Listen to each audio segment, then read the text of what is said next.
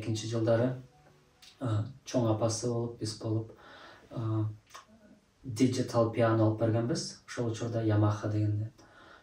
Ошондон кичине өзү кызыгып эле карап, баскылап, ойноп баштап аткан. Биз көп өтө маани берген эмеспиз. Келинчегим дагы iPad приложенияларды скачивать этип берип, Apps'тарды скачивать этип берип койгон. YouTube'дан да өзү карап, ойноп баштап аткан.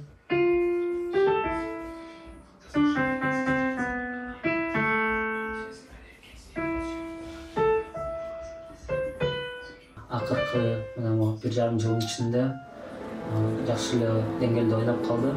Негизи баарын үйрөнүп, үйдөн көп ойногондон кийин.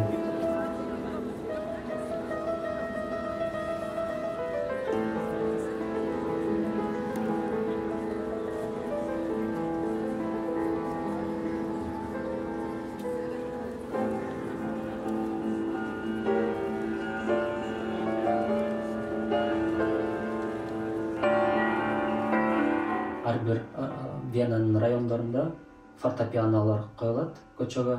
Ар бир каалоочу келип ойноп кете алат. Күндөрдүн биринде шаардын центринде басып жүрсөк, көрүп калдык ошондой фортепианону уулубуз ойнойм деп айтып калды.